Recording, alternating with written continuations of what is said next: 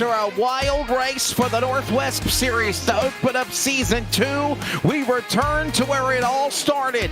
For the Northwest Racing Series, it's truck, yeah, it's race, yeah. It's this first points event for the Northwest iRacing Truck Series. I know it says Cup Series. It should be trucks. It's the trucks, the Nicole Bryan Photo 225, presented by LSRTV from the virtual World Center of Racing, Daytona Beach, Florida. Good evening from Clayton, North Carolina. I am Wesley Outland, all the way to the other side of the west coast of the U.S. of A. From Spokane, Washington is Greg Rentz, and all the way from California, Samuel Dyer will be joining us very shortly. And from Texas, yes, Charles Wooten in the production chair. We're ready to go, Greg Rentz. Season 8 for the trucks. It should be a humdinger tonight at Daytona. And it's going to be wild. You got 43 of the best in the Northwest ready to duke it out. 90 laps the distance tonight. 225 miles around the World Center of Racing, Daytona International Speedway. And Wesley, what better way to start a year off than with a full field? 43 trucks ready to go here. 43 trucks will be ready to bring those chariots to life and ready to go. Barney, the iRacing flagman, will be ready to unfurl it under the lights tonight. By the way, 1 hour practice session about to come to an end. The drivers' meeting is actually ongoing right now. Qualifying, you're exactly right. It is done. As you're looking at the race information presented by Race on Texas tonight, 225 miles, 90 laps, the same as the Cup cars, the trucks. But Greg, let's talk about this. We know the trucks drive so much different than cars. They're so unique on, obviously, the vehicle types, the models, the demographics. What kind of race will we see compared from the Cup race on Monday?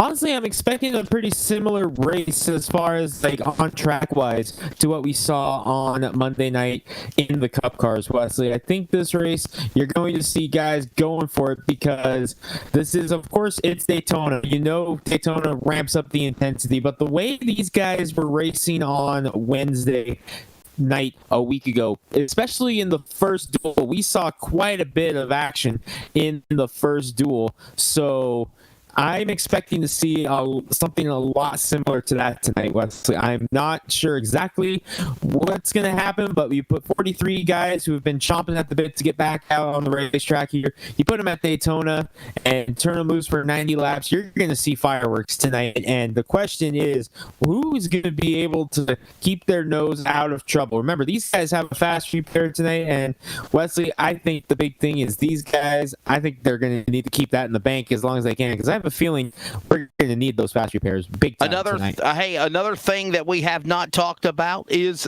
the weather conditions. Let's take a look at these pristine condition. The lights here from virtual Daytona, presented by Sawblade.com. Oh yeah, Greg, look at this. Partly cloudy skies, 65 track temperature at 66, 65 ambient, 3 mile per hour wind. That's going to be some good racing tonight. Very comfortable conditions. A lot of grip in the racetrack with 66 degrees there on the track surface at the start of this race. You cannot that here for Daytona to start this one off. Can't beat that one bit iota, as well as you just said. The stage is set as, again, these drivers are getting in place. They're getting ready to go. We are excited. We're glad you're along for the ride. It should be an exciting one here tonight, as this drivers' meeting is about to conclude, and we are getting ready for the Bryan Pool Photos 225, of course, on LSR TV, your home for sim racing. We will take a quick break. When we return, the ComServe Wireless starting lineup, and we await the green flag from the virtual World Center of Racing on LSR TV and CRN Sports. I've always been a bit of a storyteller. When I was little, I would spend hours looking through old photo albums, turning the pages and reliving the moments that those images held. I always loved how things seemed to come alive that way, how the photo was more of a story than just a picture. That's what I want to give my clients, why I strive to truly know them. I want to tell your story in the most honest, authentic way. I want for you to be able to look back at these images and hear the laughter, to remember what it felt like in that moment. Everything from the joyful, playful, laughing so hard tears are rolling down your cheek, to the raw, unscripted, intimate moments with the ones you love most in this world. Everyone has a story, and I love that I get to tell yours.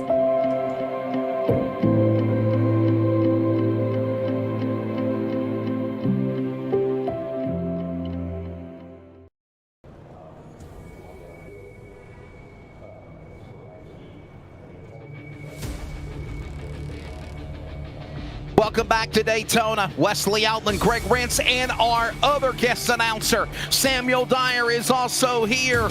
But we are not wasting any time. Remember, they ran qualifying in the duels last week. The stage is set. The ComServe Wireless starting lineup will find Montana's Jeff Stabnow on the pole and Casey Tillman, the 92, on the front row. Row number 2 will find Brock Denny in 64. Duel 1 winner, Duel 2 winner, Ray Fournier in the 26. Row number 3 is going to find Jared Wakefield in the 50, Cole Raz in the number 10.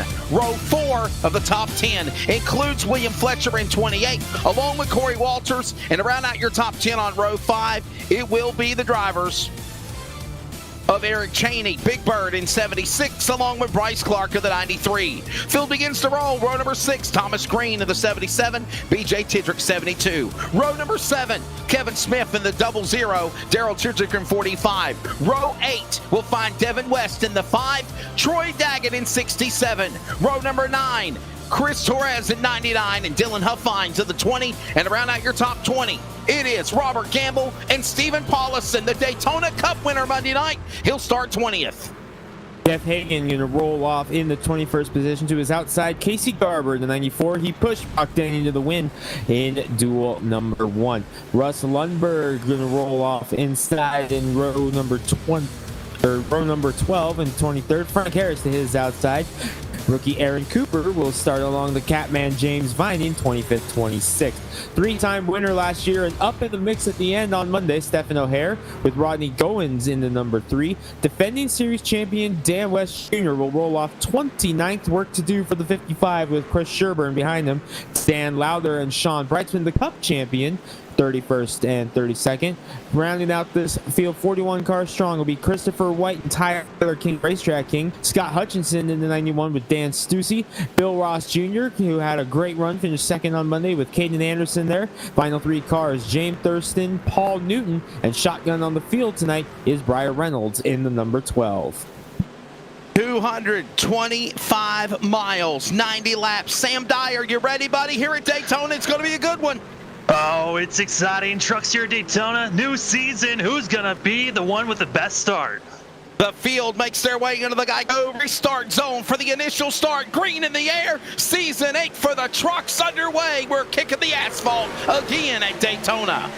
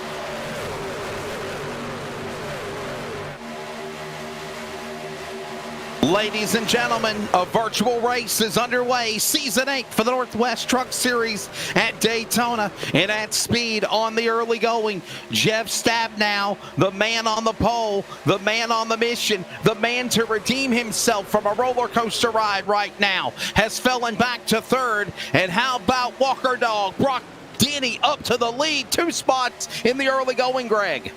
Tucker Dog Special flying up at the front, but boy, I wonder how Caden Anderson feels right now knowing that his other 3 trucks, Denny leading the way, Tillman in second, and Cole Raz now third in line on the bottom. They are hooked up 1, 2, 3. All 3 of those are Caden Anderson racing trucks, and Caden himself, he is charging through the field in that number 37, Wesley. He started near the back in truck number 37, and I just saw him hovering around near 20th position. Caden Anderson is charging through the field right now. He's up to 17th already.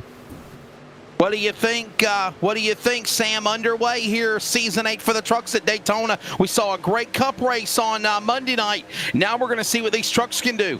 Yeah, I mean, it's interesting, and it's going to be really cool to see how these trucks are going to really change with the new iRacing update that came out. That means new aero packages, and we're seeing, a little bit of bump drafting that's going on, but everyone's keeping themselves with space, not trying to really irritate the engine temps too much too early. We saw that on Monday also, Wesley. Sorry about that, but we saw that on Monday early in the race with Dan West Jr. Overheated at the start of the race, and within lap 4, he blew the motor on that number 55 car, took the fast repair, and he had to fight his way back pretty much for the rest of the race and never could get himself into position.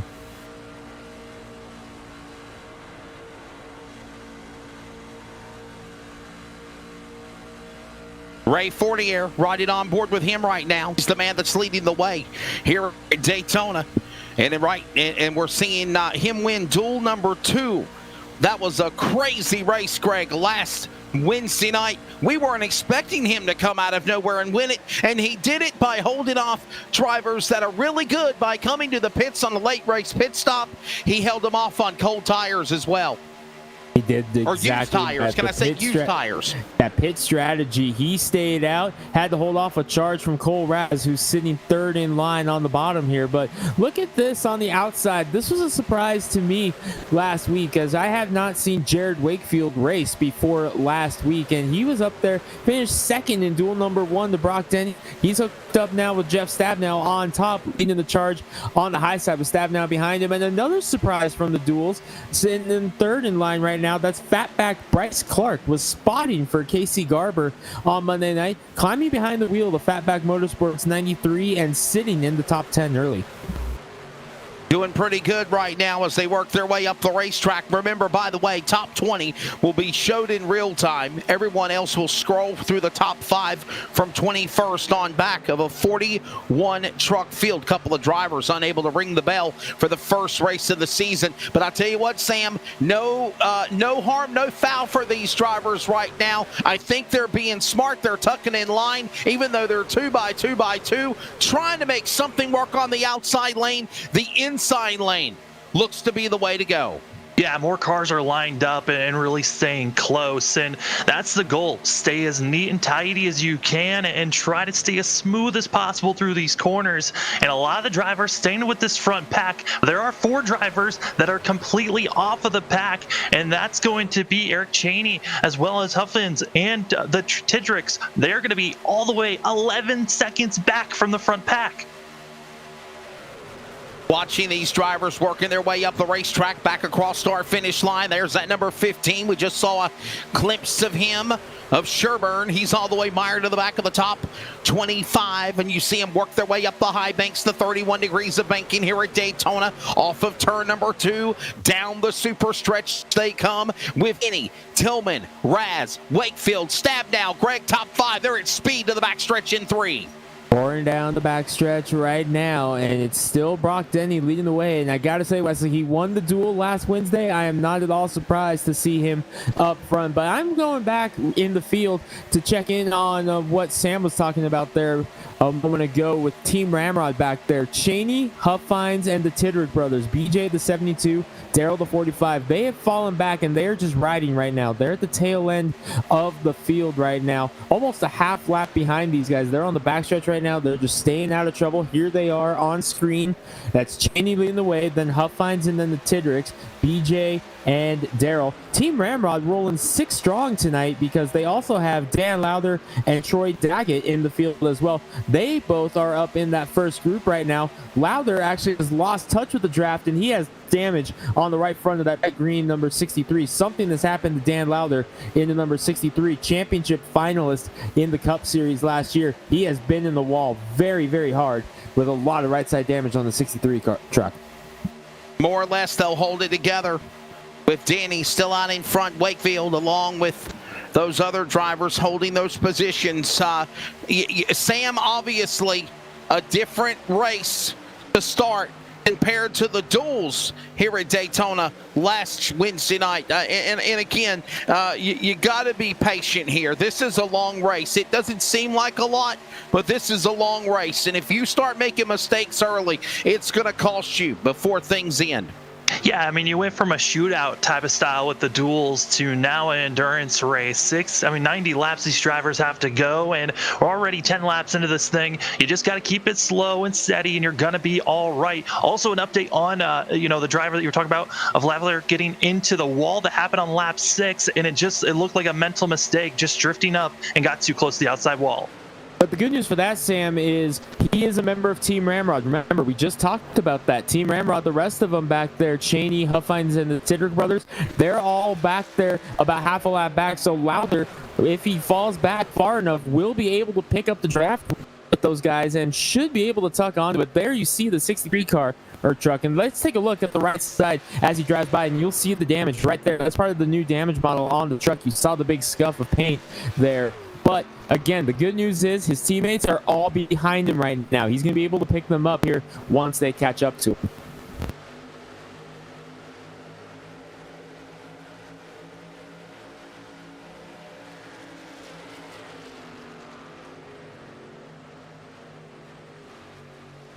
But having some perhaps technical difficulties on the part of Wesley Outland, but we'll hopefully get him back as soon as possible. But Sam, up at the front, the Caden Anderson teammates, Denny, Tillman, and Raz, 1, 2, 3 right now. Yeah, and especially with the new aero package that iRacing has put on with the trucks, having teammates around you, this is the most important thing, especially if you have 3 trucks working together, and you can see it up front. Everyone staying all single filed until you go back to around 9th place. That's when drivers are finally 2x2, and that outside line, they're going to need a lot more help, more trucks in line, and staying a little bit closer if they want to push up to the front. Got 4 trucks in line right now up at the top before a little bit of a gap back to, I believe that's the 99 of Torres back there. But the 4 trucks in line on the outside, Stabnow, Wakefield, Daggett, and Paulison. And these are guys who know what they're doing up there, especially guys like Stabnow and Paulison. Stabnow, of course, so strong on the pole for this race. Paulison, winner on Monday night in the Cup Series. Then you've got the 50 of Wakefield, who had a very strong run in the duel, finished second in his duel, trying to hang on there. Fournier going up, winner of duel 2. He's going up to the outside now to try to hold on. Yeah, and especially with the drivers staying on the high side early, it's giving them that knowledge of later on in the race. How many trucks do you need to be lined up to have a chance to make a charge to the lead, as here they come on the outside. Trying to make that run. On the outside, Fournier. The charge on the outside gets the nose in front of Denny, but remember, Denny's got 2 teammates lined up behind him. Caden Anderson racing teammates of Tillman and Cole Raz, and Caden Anderson has worked his way up himself into this group. He has cracked the top 10 now in at number 37, falls in line behind Fletcher. So Anderson has continued his charge. It's not going to be very long, Sam, before the 37 of Anderson is hooked up with his boys. Yeah, and there's just a little spot that's open for him to get 4 in a row. And if you can get 4 teammates in line, that's so deadly, because then you could pop up and have 2x2 leading both the outside lane and the inside lane, giving you the opportunity of complete control. Trying to hook up and hold on right now. Anderson charging through the middle. He wants to hook up with his boys right now. He's in the middle trying to get down in front of, whoa, he does. He gets down in front of Clark, and now, Sam, now the 4 trucks on the inside. Oh, Kenny Anderson teammates, and we got problems. Denny gets hooked, and we've got problems on the backstretch. They're wrecking. They're wrecking on the apron, but we stay green because of that. But they are scattered and now trying to replace one another. They're trying to be careful, but still contact being made. Daggett sitting on the wrong way, and the caution has come out. And it took that long to trigger it. As we take a look at the LSRTV 4K Ultra HD replay, this started going into turn number 1. Tillman in the 92 and Denny in the 64. First 2 trucks on the inside, they hooked and got together, and that's what started it. Coming up right here, Sam. I mean, God, they all finally got hooked up, all 4 of them on the inside. And it's just hitting the quarter panel wrong. That's just hitting the rear left quarter panel the wrong way, unleashing all of this chaos. And unfortunately, because it all happened below the apron, we're going to take another look at it. This is going on board with, I believe this is Troy Daggett. Yes, he was the guy for Team Ramrod that was still racing up at the front. He's kind of the new member of Team Ramrod here over this offseason, joining and racing with us throughout the offseason. Now, we're on board with him. This is the Terry Labonte throwback that we saw, facing the wrong way on the one-way. Let's see what he saw. As you see the contact right there, you see the smoke, and it breaks out. Oh, he just gets in the back of Wakefield, goes down, and they all spin below the yellow line. Corey Walters squeaks through. This was all happening below the yellow line, and they all come to a stop there. That's why the caution did not come out until about they got to turn 3. So very, very unfortunate. So we're under caution for the first time tonight.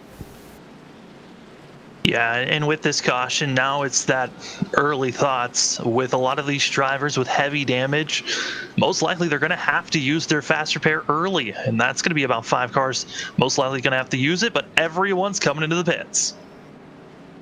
Pit stops for the first time here tonight. The entire field coming down. Remember, new to the series this year, Sam, tire limits. This year, only 3 sets of tires on pit road, plus the 4 Goodyear Eagles that you start the race on, as we roll with pit stops for the first time, and taking a look at the Daytona Tri-Oval there. And unfortunately, some of the cameras here in Daytona are not in the ideal position for pit road. We apologize for that, but we see the trucks now beginning to roll off onto the racetrack. You see the race off pit road. Ray Fournier wins it. Looks like someone took a little bit of a gamble there. Saw a black and yellow truck take a gamble on pit road. We'll see who that was as we get set to line them up. But as the rest of the field races off, we're going to see if we can get Wesley back in the booth, as still having some kind of issues of some kind. So we're going to take a quick break. Thank a couple of our great partners here at LSRTV. And when we come back, we'll run down the field. You're watching the Daytona season opener for the trucks here on LSRTV, your home for sim racing.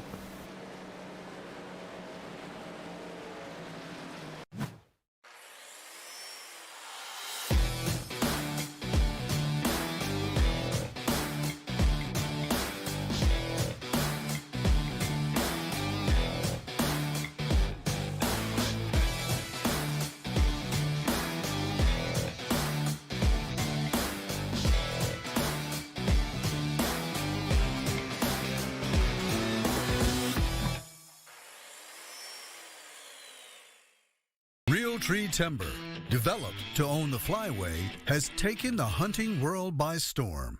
Work like a champ. Hunters are finding that the versatility of timber works no matter what game you chase. Hot dog, look at this. Right there. Whichever game you pursue, timber has you concealed. This timber in this hardwood bottom looks great.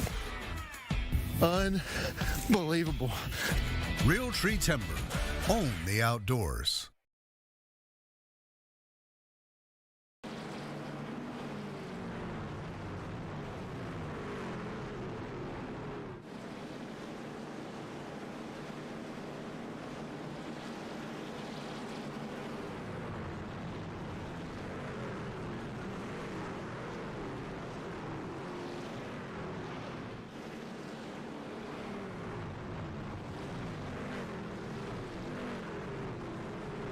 Developing story after the first big caution of the race, understanding Jeff Stabnow, the pole truck, the man that was trying to recover from a crazy dismal playoffs of last year. Craig Rance, he is out of the Daytona 225. Received a penalty for the caution. Not sure what happened, but right as we were getting set to come back here, Jeff Stabnow parked it on the pits. He has just reconnected to the session, so something wrong in the cockpit of the 24 car momentarily. We'll have to see if we can catch up with Jeff Stabnow under the next caution as we're getting set to come back to green. But yeah, something happened to Stabnow, and he had to park it on pit road, went to the garage area real quick. He's back out now, getting set to head back on the racetrack, but this could be very costly for Stabnow. Already one lap down and still trying to get the car refired.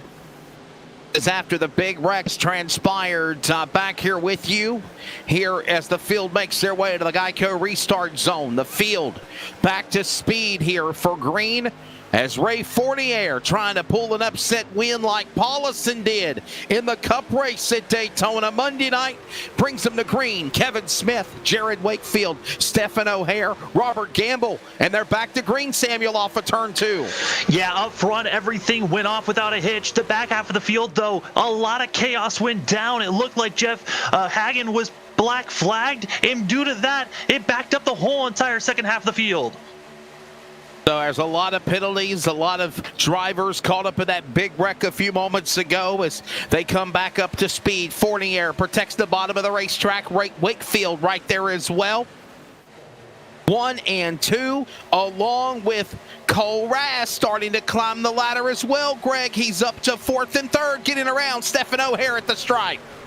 Tillman and Lowther also received flags on the start of the race that have been cleared by race control. But going back to your point right there, Wesley, about Cole Raz getting up front, look who he's hooked up with. One of the best plate racers in the business here in the Northwest, and the guy who was very much in the mix last Monday night. We're talking about John Breitzman in the number 46. He's hooked up with Cole Raz. He's got O'Hare now behind him. Raz gets the nose in front. Moved Cole Raz to the lead. Really a talented bunch as they work their way to the back straightaway. Another lap on the board as we are underway again for the first race of the season in Season 8 for the truck. Samuel Dyer, Greg Rance, I'm Wesley Outland. We're live on LSRTV and 4K Ultra HD, as well as on CRN Sports at wearecrn.com.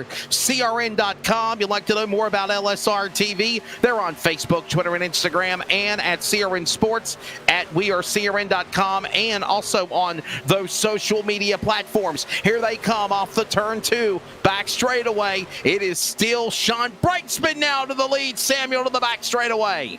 Yeah, Breitzman, we heard Greg say it. He's been so good at these restrictor plates. And once again, just finding himself up front.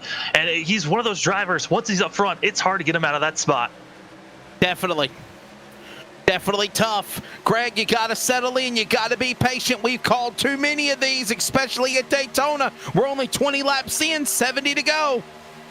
You know, I was hoping this race would be more like duel number 2, Wesley. Remember, we had the trademark 2 very different duels last week. We had the first duel seemed to be kind of mired. It turned into almost a demolition derby on the way that race was unfolding. But the second duel was pretty clean. We only had 1 caution in that duel, 2 cautions, excuse me. The second one, of course, setting up that wild green-white checkered with the different pit strategies, but it always seems to be that way with the duels every single year. One duel, wild and crazy. The other duel, always nice and calm. I was hoping we'd see it more like the second one, and so far seems to have been that case, as really, except for maybe a little bit of a tap in the wrong spot, this race has been relatively clean. But now the Caden Anderson trucks are separated, and Cole Raz is having to just wheel it right now.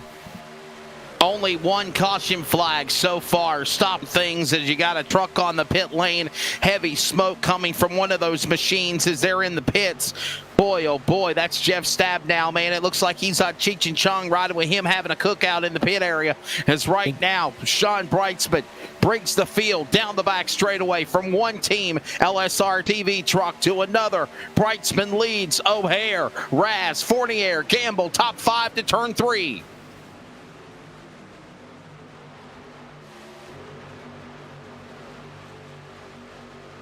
And I'll tell you, Greg, watching them, a little wiggle there, gonna go see them just get a little bob and a little loose, and we're seeing the outside lane try to come to form, but quickly everybody wants to scamper and get back down to the bottom of the racetrack. Yeah, so guys are really trying to separate it out. I've gone back, looked through some footage, and think I figured out what happened with Stab now, and I gotta say, this is something I've never seen before. Almost looked like the throttle stuck on the 60 or the 24 truck to the point that the motor blew, if I saw that correctly. I have never seen that on iRacing before. That's a technical issue right there, and that would explain why he's still sitting on pit road. I have never seen anything that on Stab now. That happened in that caution. He made it through the caution and then got tagged after the caution was already out. He was in turn 3, and then all of a sudden, technical issues, and all of a sudden, he just throttle stuck in reverse while spinning to the point that the motor blew. And unfortunately, it looks like that's going to be the end of Stab Now's night, as it looks like Team 24 has indeed loaded up on the hauler for the night. Man, what a tough break for Jeff Stabnow. I mean, this is not the way. Samuel, you want to start new year. You're a driver yourself. You want to come and race on a high note, no mistakes. Yeah, you want to really be on a high note. And I think what also happened to Jeff was the fact that he did not select for the fast repair to be utilized. So now he has to sit in pit road, wait for that time for his engine to be repaired and fixed. And by the time that it's going to be fixed, it's probably going to be 5 to go. Yeah, it's a tough break there again. The pole truck out of the race. Sean Brightsman, by the way, defending Cup Series champion. He is the man that leads the cavalry. It's the start-finish line right now with Brightsman. O'Hare now falling back to third. How about Greg Kevin Smith turning some heads now? He's in P2. He wants the lead in turn 1 on the outside lane. Wesley, I'm watching him. Remember, we talked about it under that caution right before we went to commercial that a driver had taken a gamble on pit road. It was Kevin Smith, and I'm not sure what the call was, but it seems like whatever it was is working out for him because he's leading that charge on the outside with Cole Raz there right behind him. Devin West has made his way up to the top 5 now, a championship finalist in the series last year for the number 5 of West. He's to the third in line on the outside, but right now it's all Brightsman up front. Don't look now, though, because we have a new contender for the lead. Stephen O'Hare has made a move to the high side. Carrying all that momentum, if you will, as they work their way back across the stripe. Another lap in, back to turn number 1 and 2 as we are approaching now 30 laps into this race, and we got one up into the wall, a couple of trucks behind the back, and a couple of lap down trucks now being overtaken by the leaders as they, we got one scraping, sparking off the wall. They'll still hold it together. Those same couple of trucks that are going a lap down, giving chaos for leaders in the back of the pack. The leaders are still in speed in 3, with now O'Hare to the lead in 41. One of those trucks, Wesley, is the 58 of Paulison, the winner on Monday night in the Cup Series. He just went a lap down. So definitely not the way this truck race wanted to go, Sam, for the driver of the number 58 who won on Monday night. Yeah, back there, those drivers that just went a lap down, they did not take the fast repair, went with manual repair, and it has bit them in the butt. Did he just say but? It has, yes, for sure, as they work their way off of turn number 2 to the back straightaway here. Backstretch with now Brightsman trying to size up a big run. O'Hare under attack. Brightsman there. Smith is there. And here comes the outside lane now coming to work. Cole Raz attack at Daytona. He'll go to the lead of the number 10. And Devin West got a huge run down the backstretch, and Cole Raz was right there to ride along. And Devin West is not done. He's going to the outside now, trying to hook up with Tom Green. The inside line got separated right as Devin West and Cole Raz got a huge run down the backstretch. That's what allowed Cole Raz to lead that lap, but Devin West is not done in the 5. He wants this race lead for himself. A little razzle-dazzle for shizzle for dizzle for Cole Raz in that number 10. As now here comes Devin West up on the outside lane. He will now try to lick his chops and pounce on Raz for the number 1 spot to the top of the racetrack of the back straightaway. Side by side in unison. Side by side to 3. Raz with the jump on the bottom. He'll move back to the lead, and West gets a little help there from the outside lane in 3 and 4. Well, I'll tell you what, Sam, watching them as they work out of turn 4, it looks like it's the last lap of this race. It looks like it's the duel like last Wednesday night. Yeah, these drivers up front, they're feeling the pressure of what moves can I make now? It's early in this race. Some of these drivers still have fast repairs to work with, so the pressure really isn't on them. If they make a mistake, they can get back into this race, but certainly a lot of testing right now. Where can I put my truck? And if I have the right person behind me, can they push me to the lead? Back straight away. Devin West now has some help from Tom Green. Greg, Tom Green is up there in the top 5. Look at that. Had a great run in the duel, finished in the top 5 in the duel to finish 11th or start this race in 11th, and here he is up in 2nd in line right now on the high side. Got Tyler King, Racetrack King, behind him, but watch out because King and O'Hare are going to try to get hooked up here, the teammates for Beaver State Racing. They are side by side right now, but I'm guaranteeing they're going to try to get hooked up here before too long. Off of turn number 2. Back straight away. Here they come. Back to speed. Down the super stretch. Got some more lap traffic in their midst. And it is still Cole Raz on the bottom of the racetrack. He is going to deal now with West on the outside lane. So is O'Hare. Then you've got Green and Brightsman and King. It sounds like a law firm, Samuel, as these all drivers are top contenders and new contenders at that, showing their stripes here at Daytona to start the season. Yeah, trying to put their stamp for sure. But I got to say this, a lot of the front runners, they're telling the lap cars, get out of the way or stay high, and they're going to be staying high. One truck coming down I wish pit road, Barney had that blue and yellow flag, Greg. What'd you say? Got one on the pit road? Coming down pit road. Yeah, Jeff Hagan in the number 27. He was one of those lap trucks that was trying to stay out of the way. He's down on pit road, 3 laps down, slides into his pit stall, and gets the fast repair, getting some tires. So Hagan having to pit all by himself. He's out of trouble for now. Got the fast repair, but that 27 truck, unscheduled stop all by himself. He's going to have a long day ahead of him. Caution flag so far to stop this race. One of the pole machines of Jeff Stapp now. He is out of the running of the Daytona 225. The Brianne Nicole Photography 225 here for the trucks at Daytona. Wesley Outland, Greg Wrench, of course, Charles Wooten in production. We also have Samuel Dyer. On behalf of everybody at Rocket Media, we welcome you to our coverage as well on LSRTV and CRN Sports. We are approaching now over 30 laps into this event, 32 of 90. Closing in on halfway in about another 15 laps or less, and it's Razzle Dazzle Cole Raz on the outside, leading the man from the West Coast in the 10, back up the outside in 3. Raz back to the lead on the inside now. O'Hare and Brightsman trying to lurk on the outside. But Sam, I'm watching these guys back around 20th right now. There's a single file line back about 24th on Garber, Tidrick, Cheney, Torres, Reynolds. And what I've been noticing with these guys deeper in the field, they're kind of spread out pretty evenly, but can spread out enough to where they're not really able to stick with each other in the draft. If you're, say, Briar Reynolds sitting in 27th right now, you're about a half second back of Eric Cheney. See if we can pick it up on screen here, picking up the 12 of Reynolds. Oh, something happened to Cole Raz. Something has happened to Cole Raz. Wow. He is falling back. Yeah, he got hit on the quarter panel, and it shoved him on the apron, and he has just been falling back with no help. And as the old cliche, guys, you can be at the penthouse to the outhouse just like that here at Daytona, Talladega. It's restrictor plate racing at its finest category. You can literally be in P1 and end up in the last position with one wrong move. You'll fall all the way to the back. That's exactly what will happen to Cole Raz, from the leader to now 26th on the racetrack. I was watching those guys deeper in the field trying to figure out what was going on in the Team Ramrod mindset, and all of a sudden I saw a 10 truck fall back. I was like, whoa, he was leading a minute ago. What in the world just happened? Also the 91 into the pits, guys, all by himself again, and this looks like this could have been a scheduled stop, but no help with the 91.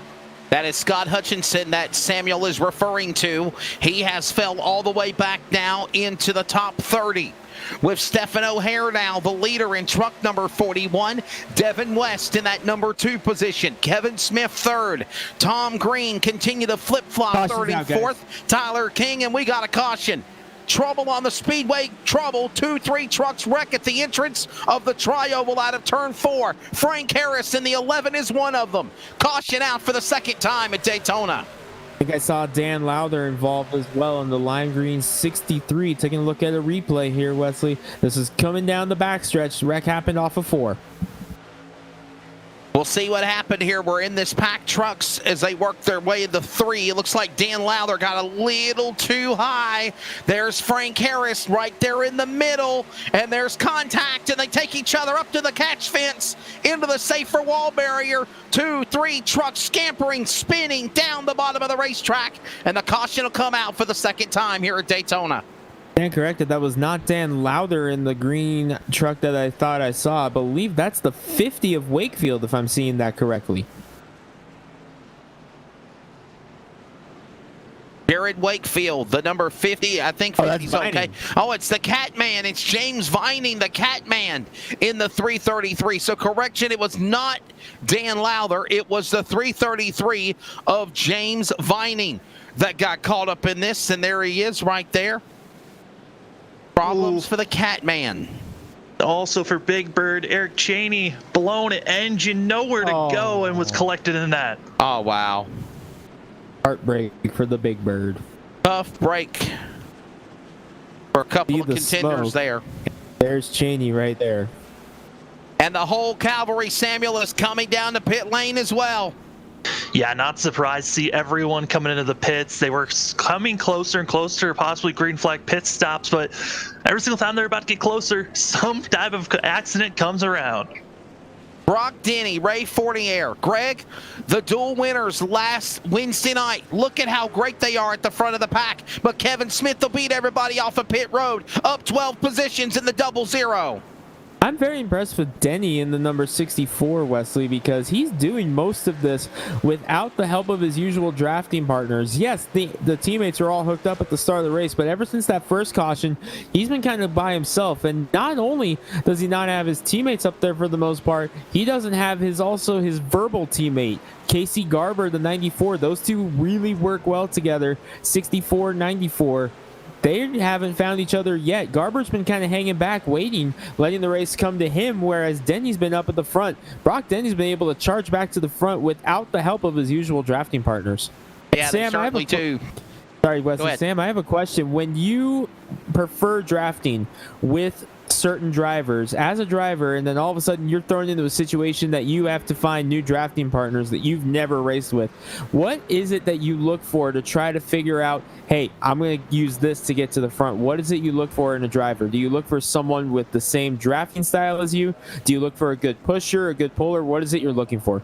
I'm looking for someone that can hold a line. If you can stay steady, I'm trusting you that you are someone I can push, or someone that I can trust that will follow me. If I feel like someone is wobbling and really not able to hold a line properly, I don't trust that person. I'm going to figure out how to get away from them as fast as possible, if that means backing off or trying to pass them as soon as possible.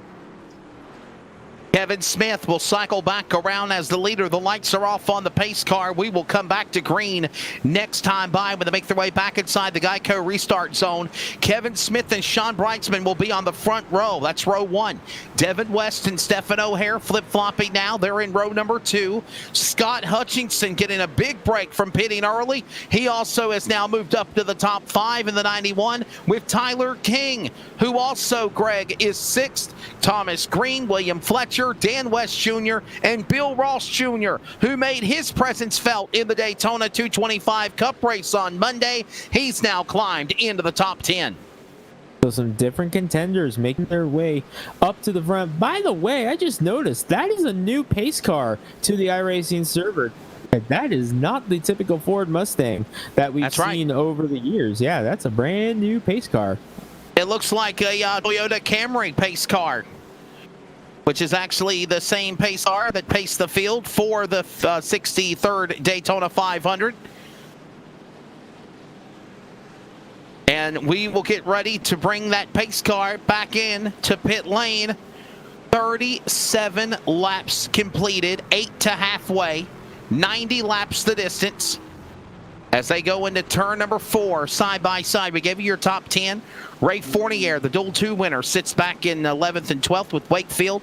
Newton, White, Walters, Danny, Sherburne, Goins, Gamble, Tidrick, your top 20. As they're side by side, 2 by 2 by 2, like Noah leading the animals to the arc. But quickly, one of them want to scamper away. That's the green flag leader, Kevin Smith, back to speed. He'll go to the inside lane, carry O'Hare with him. Brightsman up on the top shelf. Sam, we're back to green in turn 1.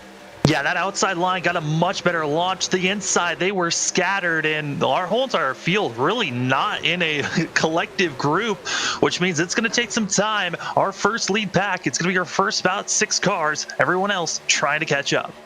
Sam, what do you think happened there on that start? Because I noticed that the field was spread out and pretty evenly spread out. They're bunching together now, but what would you say happened on that start there? Because that was kind of weird how the field spread out. We don't normally see that with these trucks. There could have been a miscommunication on when the leader was going to go, or it could have been the fact that some drivers were in the wrong gear once they started. There's a bunch of different factors on why everyone was so scattered, but luckily in Super Speedway Racing, they're all grouped up once again. And they're all back in that pack. As you mentioned, by the way, they're starting to separate at least 16 trucks in that first pack, and then everyone else is now in a second pack behind them. There you see that first pack starting to pull away and open up. Brightsman down to the inside. He's at speed. He's in the lead, but here comes O'Hare battling back on the outside lane, but he just does not have the help in the push as Brightsman gets a big push by Devin West on the inside. Kevin Smith there with him as well as they go to 3. Wesley, you know who I'm watching back in around 10th position, who just had a big save? Defending series champion Dan West Jr. has made his way up in the top 10 for the first time tonight. Certainly has, right there behind Bill Ross Jr., another one of those drivers we mentioned. There you see that pack. It's separated from 1 to 2. That's how fast these trucks scampered away quickly from that second group as they work their way 40 laps in now, 5 to halfway here in the Daytona 225. Brianne Nicole Photography sponsoring this event. Down the back straightaway. Inside, it's Brightsman, West, Smith, O'Hare losing ground with also help from Green on the outside lane. And there is also Tyler King in that mix as they come off of 4. This is big though, Sam, because up at the top line right there, Stephen O'Hare, Tyler King, teammates. O'Hare, 3 wins on the year last year. King still looking for that first series victory. Now the teammates are hooked up, and you can see what that's doing as they are rolling on the outside in those Ford F-150s. Yeah, when you're able to hook up with your teammate, there's just so much more trust in the cars around you. You can really trust on, hey, when we can make a move, when we can't, because you're in the same Discord, you're talking with one another, and you're able to really make those decisions that are going to be putting you in the best spots to make some great passes around everyone. Down the back straightaway, you see the outside lane now starting to open up, and there is a little push from both ends of the spectrum as still Brightsman has that whole shot advantage down to the bottom of the racetrack, closing in on halfway in 4 more laps. Brightsman protects the bottom of the speedway. Here they come at full song, back across the start-finish line. It's Brightsman, West, Smith, O'Hare, King, top 5 as they go to 1. That is the second time Devin West has been able to give a huge push down the backstretch. Once Nicole Raz on the outside, that time the Bryce is on the inside. Guys, my mind's made up. If I'm on the last lap going for a pass for the lead, I want Devin West lined up behind me. Watch, he's going to get right up on the back bumper of Brightsman again, and again give him a huge shot down the backstretch. If I'm in this race as a driver, I want Devin behind me at the white flag. But Sam, as a driver yourself, you've got to be careful, especially you got to be bump drafting here, and you cannot make that mistake and hit that wrong draft and cause them to spin. Yeah, and causing someone to spin, that's what happened in the second pack. James Vine is out of this race, it looks like, for the 333. What a tough break for the Catman. Vining out, Stab now out, some big contenders out of the Daytona 225, just about to approach halfway in a couple of more laps. They are still side by side, door to door. Here comes O'Hare. He'll get the jump on the outside lane as they hit the super stretch out of 2. something happened with Caden Anderson and James finding Wesley. I believe there was contact between the 333 and the 37 that triggered whatever happened there, as the teammates of Beaver State Racing out of Oregon hooking up on the outside once again. Backstretch into 3. Brightsman. Bill, the man out in front. We are coming to halfway here in another lap. Next time by, they'll be at the cross flags from Barney. Steele, Furious Racing in its first pack. 1 lap to halfway. O'Hare trying to make a move as you see a cloud of smoke virtually from one of the machines in the pit area, smoking like a barbecue pit into turn number 1 and 2. Down the back straightaway. Brightsman looking to come to halfway as they approach more lap traffic on the bottom of the yellow line in the back stretch. They roared down the backstretch. O'Hare, winner. Last time this series raced on a restrictor plate track, he won Talladega in the fall. So he's the most recent restrictor plate winner in this series. No doubt trying to do that off of turn number 4, coming to halfway this time. Cross flags in the air this time by when they make their way through the tri-oval. Sean Brightsman will lead halfway. Still a long way to go. 45 down, 45 remaining. Sean Brightsman leads. Devin West second. Stephen O'Hare is in third. Kevin Smith fourth. Tyler King in fifth. Then it's going to be Thomas Green, Scott Hutchinson, Dan West Jr., William Fletcher, Jared Wakefield. Keep your eye also on Christopher White, Brock Denny, Ray Fournier, Bill Ross, and Corey Walters outside the top 15, but they are coming. Samuel, we're halfway. What's your thoughts of the first half of the race? It went in a blink of an eye, it felt like. Really got to say, though, this first pack that we are seeing right now, they are very quick, running about a second faster than the second group that's being led by the 92 of Tillman. And that second group, they're wanting more help. They're going to need a caution if they want to get back into this thing. But this first group, they're looking clean, but coming up to a lap car. Greg Rance. I'm with Sam. I think that second group up there, they're going to need a caution here, or they're going to need these guys to get really, really dicey, which I haven't seen yet. Only 2 caution flags in the first half of the race as they work their way to the back straightaway. We are at speed with Stephen O'Hare and Sean Brightsman continuing to flip-flop the lead like somebody stole something into turn number 3. It's West along with King and Green. They're your top 5. Don't count out Kevin Smith as well. They work their way through the tri-oval out of turn number 4. We're halfway home. We're extended, kicking the asphalt in the season opener of Daytona. We're back to speed and roaring.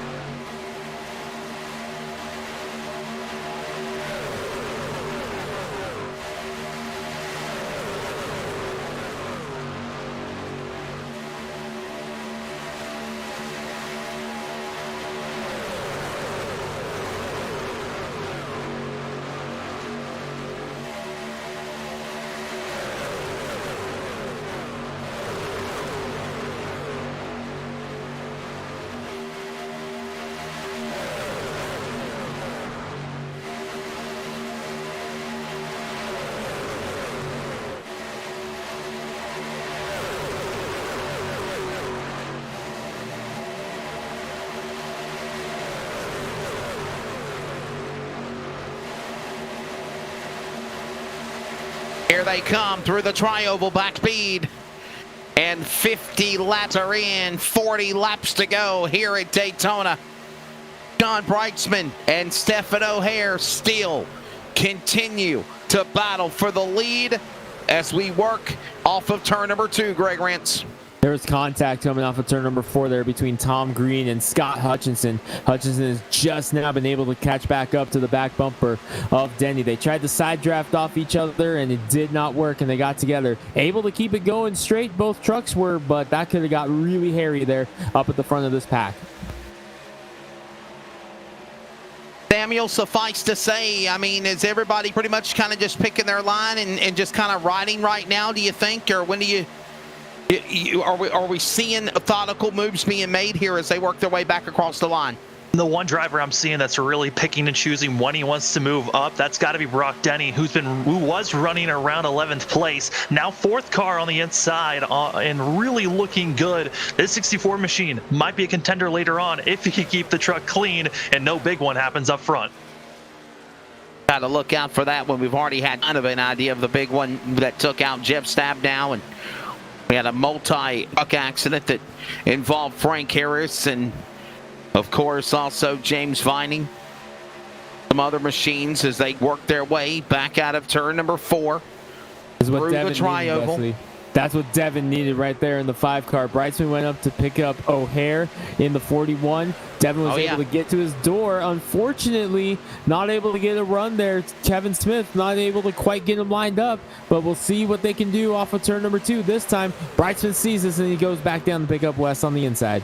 And it seems to me as well, Sam, that that Breitzman struggles on the outside lane. He's got to get back to the bottom, and he knew that. He done it quickly and got up in front of Devin West. Yeah, with this new aero package, it's really hard to really pass other trucks, and it's allowing really Breitzman right now to be able to block both lanes very well. And right now, through the corners, inside's where you want to be, and that's why the 46 is down below. 53 laps coming in to the start-finish line, this time by Stephen O'Hare, the leader. And still, Sean Breitzman. Look, they flip-flop those spots. Breitzman going back to the lead. Lap truck on the outside lane, getting out of harm's way. Contact. There's contact. They go spinning down below the apron. I think it's out of harm's way. No caution. No caution. No caution. We'll stay green. It was Dan Stussy getting together with Jared Wakefield. I think we're able to stay green for the time being, but man, that could have been a disaster. We stayed green, and Christopher White, I believe, is the one that got first of it in the 83. Yeah, what a tough break for Christopher White. He was literally just climbing into the top 15, top 10, if you will. He's now fell all the way back to 18th spot as we had almost an accident going out of the tri-oval back to turn 1.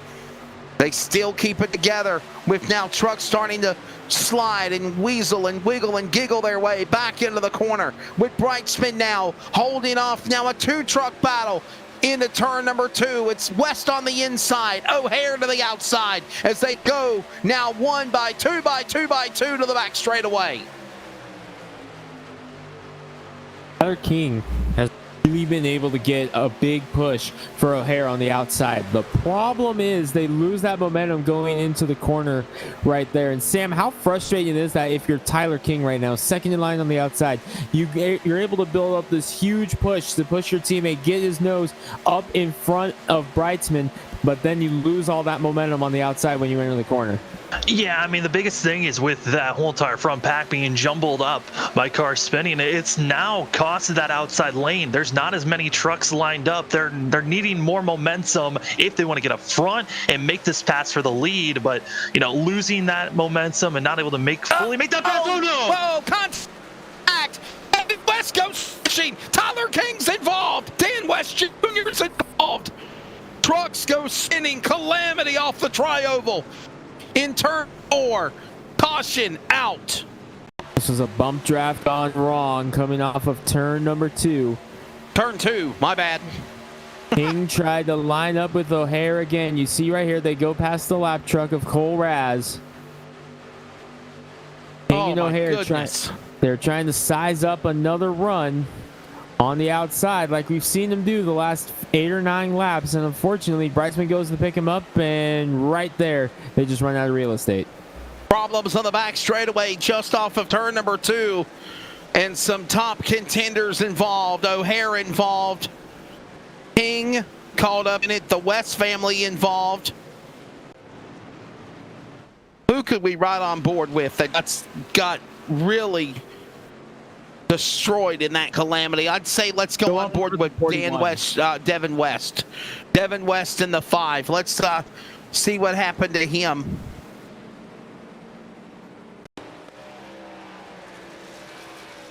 On the number 5, we're gonna go back. We might have to go back again, but we're gonna try to go back and get to the 5 truck of Devin West. This is them racing into the corner, into 1 and 2. Watch this and take a listen.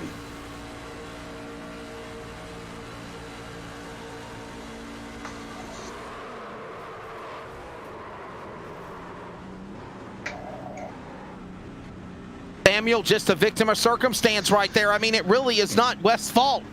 No, I mean, we've seen this already happen with multiple trucks. You hit the wrong quarter panel, you're gonna send the truck around in front of you, and just like that, away they go. 2 trucks have blown up, and we'll have to use fast repairs.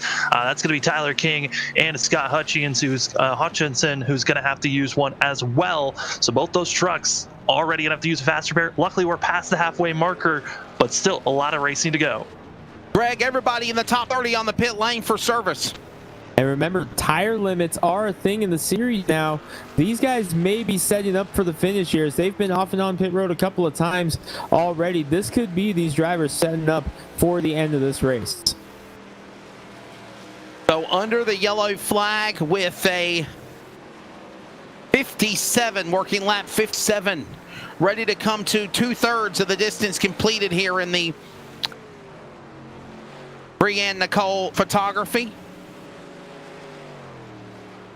2:25. Nicole Bryan, I'm sorry, the Nicole Bryan photography. I had the names backwards. I'm sorry, dyslexic. The Nicole Bryan photography, Daytona 2:25. Under caution. We're going to take a quick break. When we come back, we'll get ready for the final 30 laps here from the Virtual World Center of Racing. LSRTV in 4K Ultra HD. And for those that are watching, as well as listening on CRN Sports at wearecrn.com. Saw Blade top 5 as we go to the break. Under caution for the 3rd time includes Sean Brightsman, William Fletcher, Dan West Jr., Jared Wakefield, and Devin West. Even after being involved in that wreck, he'll come back out in the top 5.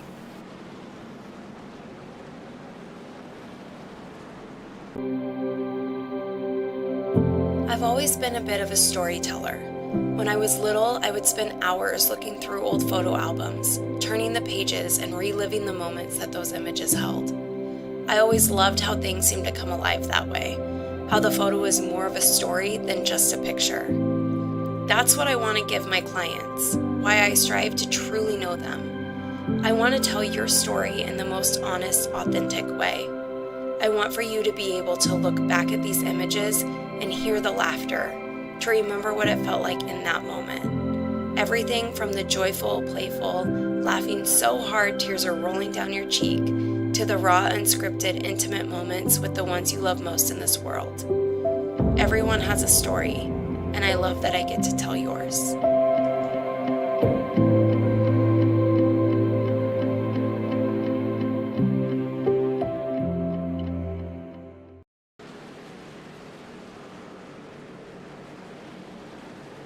Lights are off for the pace car. Thanks again to Nicole Bryan Photography for sponsoring the truck and the cup races here at Daytona.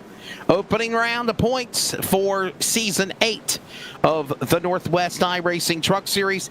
He is Samuel Dyer, Greg Ransom, Wesley Outland, Charles Wooten in production. On behalf of everybody at Rocket Media, LLC, as well as LSRTV, CRN Sports, we hope you enjoy our coverage tonight as we are settling in for the final 30 laps. The lights again off on the pace car.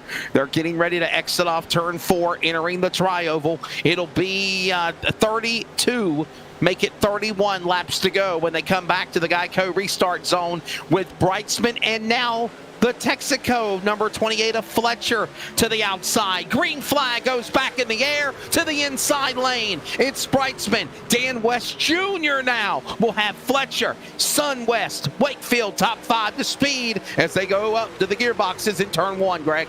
Couple of things to note right now. Number one, William Fletcher finished second in his duel. He now restarts in the second position, falls back to 4th, but the West family is finally hooked up on the inside there. Dan, defending champion, and Devin, who finished in the Final 4 last year. Samuel, the West family, they're right there. Even after Devin West having that wreck a moment ago, he's right back in the catbird seat. Yeah, I mean, they are doing a great job up front, but I do want to give an update of the cars in the back half of the field. It looks like Kevin Smith blew up his engine right on the restart, almost causing another accident. A tough break for a man, the 00, that really looked strong in the first 2/3 of this race. But again, as the old cliche is always, to first finish, you must finish. You must finish the race. And now we are settling in for the final 30 laps as Sean Brightsman once again to the whip at speed. Greg, we saw Sean Brightsman try to do something like this in the Cup race on Monday night. He just seemed to struggle. This truck is really, really hooked up this evening. Yeah, Brightsman known for getting those good setups on that number 46, and he knows how to hook it up and really came alive in the Truck Series in the second half of the season, Wesley. Kind of struggled the first half last year in the trucks, but really picked it up in the second half. No doubt going to be expecting to see more of that out of him this season. Dan West Jr., defending Cup Series champion, along with him in Brightsman. He's the Truck Series champion of last year. They're right there representing the Northwest proudly in 1 and 2. Back straightaway, Fletcher to 3rd. Devin West, Wakefield right there is also Sam. Here comes Bill Ross Jr. He made his presence felt at Daytona on Monday night as well. Yeah, Bill Ross Jr. looking good on the inside, for Truck on the inside. I will say this up front, Dan West Jr., I'm concerned. He has been looking strong and good, but has been on the back bumper of the 46 for so long. Could that 55 blow up here soon? We saw that on Monday in this exact situation. Brightsman leading, West Jr. second. This is the exact scenario that unfolded on Monday when West Jr. blew his motor on lap 5. Yeah, what a tough break that was for him. Trying to redeem himself now, under 30 laps to go. Starting to try to make it 3 wide. Fletcher up on the outside lane. And now while that goes on, Brightsman and West will pull away single file, but Dan West and Devin West behind the leader. The top 3 now single file, then it's 2 by 2. Look at Bill Ross Jr. slither his way to the number 4 spot as here they come back to the Tri-Oval here at Daytona. Guys, I'm watching Team Ramrod try to creep their way up through the field. BJ Tidrick, Eric Cheney, Dan Lowther, Dylan Huffines, Brian Reynolds and company. They've all slowly cracked the top 20 now. And after riding around near the tail end of the field for much of the first third of the race, here we are now, the final third. Team Ramrod is slowly creeping their way up through the pylon. They are now all cracking the top 20.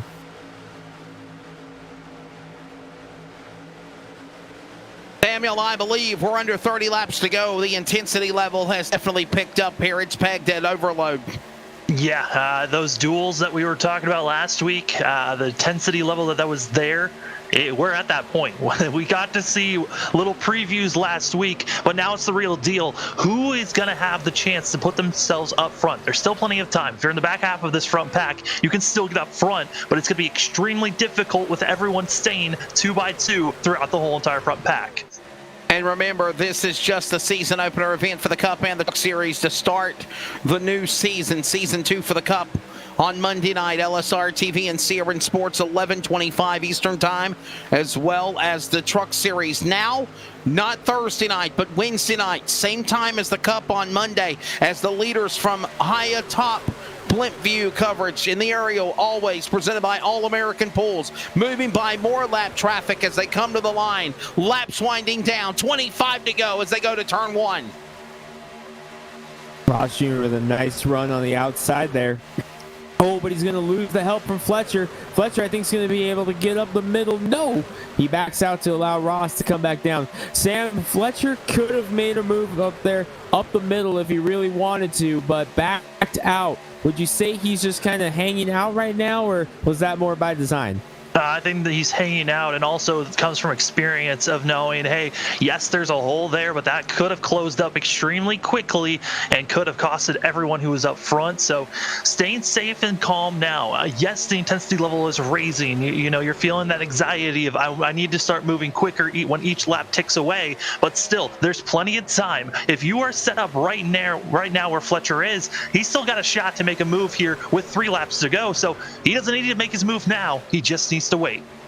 And here comes also Bill Ross Jr. He'll go to the lead in 17 for the first time tonight. But quickly, Brightsman back to the inside. He will take it back as they work turn 2 to the super stretch. Wow, Wakefield got a huge run off of turn number 2 and got into the back of Fletcher. That was more than just a little bit of a bump. That was a knock saying, hey, if you want to go, we need to go. But Wakefield, again, going back to what you just mentioned there, Samuel, is it too early to try and make a charge like that? I mean, it's never too early to make a charge to try to get in front of, Brightsman. Brightsman's honestly going to be one of the hardest drivers to get by right now because you got both the Wests in line. That 55 and the 5 have looked like the strongest trucks to push someone, and they're both lined up on the inside. I don't know if anyone can make that outside line work to try to make the pass. Greg Rance, Sam Dyer, want to get both of y'all's analogies on this as we approach the end of this race here, under 23 laps to go. When do teammates or friends become enemies? Ooh, that's a tough question, especially coming into this. If you've got 4 trucks in a row, then you are just going to send it. But if it's only 2 of you working together, you're trusting whoever the truck is in front of you. You're pushing them until you've got about 200 feet to go, and then maybe you'll send it to the high side just to make it look dramatic. But your goal as a team, make sure both of you finish up front 1-2. Greg Rance. After what we saw in the real-life Daytona 500, I'm with Sam. I think coming off of turn number 4 on the last lap, coming to the checker flag, I think is when teammates make their move. I think after what we saw with the Penske bunch in the Daytona 500 a couple of weeks ago, I think we learned our lesson there, and I think you're going to see him be a little bit more patient and wait just a little bit longer. I'm coming off turn 4. Yeah, he's referring as the field works to 3, the crazy last lap of the 63rd 500 where Brad Keselowski and Joey Logano wrecked each other in a fireball inferno, giving Michael McDowell the winner at the caution flag just before the time of yellow, going to Michael McDowell. And now we saw something similar to that on Monday in the Cup Series where Stephen Paulison was able to win by 4 1/1000ths of a second after a great battle with Seth Frazier and, of course, Bill Ross Jr. and all these, Dan Lowther, all these drivers fighting for the finish. And again, we are setting ourselves up for another spectacular finish here as we're under 20 laps to go next time by when they go to the back straightaway, and you can see they're getting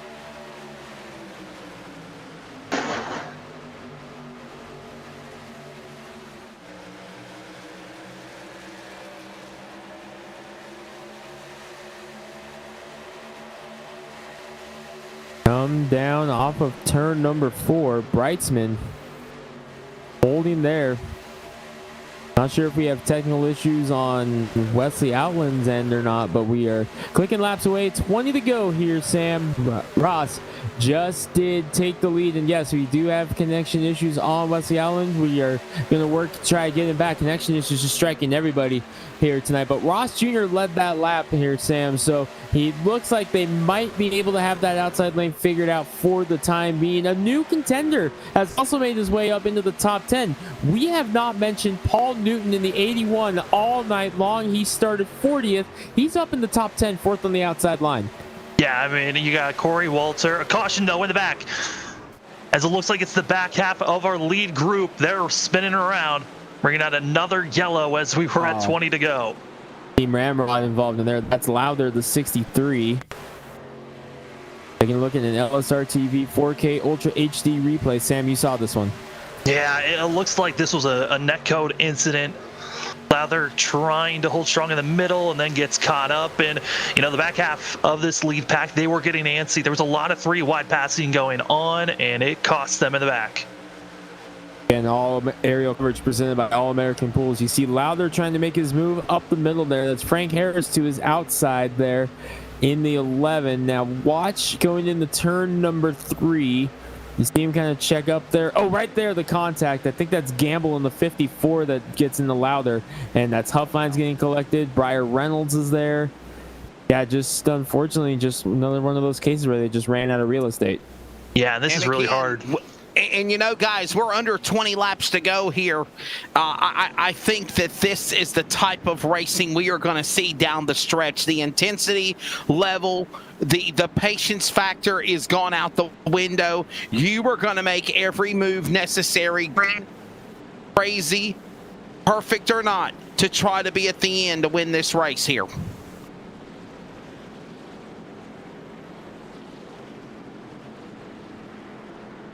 Coming down, mixed bag on pit road. Bill Ross Jr. leads the charge down on pit road, and some drivers deeper in the field coming down, but most of the pack staying out here. Yeah, is that smart? Yes or no, Sam? What do you think? Due to the fact that they are not coming in, it's showing to me that they feel like they've got the fuel to make it to the end. The question is, do they have enough fuel if we go into a green and white checkered situation? That's when question marks start to fly up for a lot of these drivers for me. But, if this thing goes to, the end of this regulation, I think these drivers are good to make it, even if they're staying out now. Hey, Greg, and here's something I thought about as well. Last week, we saw Ray Fournier. He stayed out on the racetrack to battle with drivers to win in the duels. We saw Brock Denny do the same thing as well. These guys coming down to the pit lane, obviously now, Sean Breitzman did not pit. He stayed on the racetrack. Dan West Jr. stayed on the racetrack. Devin West, William Fletcher, everybody stayed on the racetrack except for Bill Ross, who was in the top 5, and then he pitted, and he gives Corey Walters, the Daytona Cup winner of last year, now the 5th position in the 9. So definitely interesting that only one driver up there, the top 10, came in, and it was the driver who had been leading at the time of caution. Well, he was in second at the time of caution, but he had led a lap just prior to it. So kind of interesting that only one driver in the top 10 came down pit road there. Under caution. For the final break right now, we will step away. This will be our final round of commercials. When we come back, we will take you to the finish here on LSR TV and CRN Sports coverage of iRacing in the Northwest Cup Series at Daytona.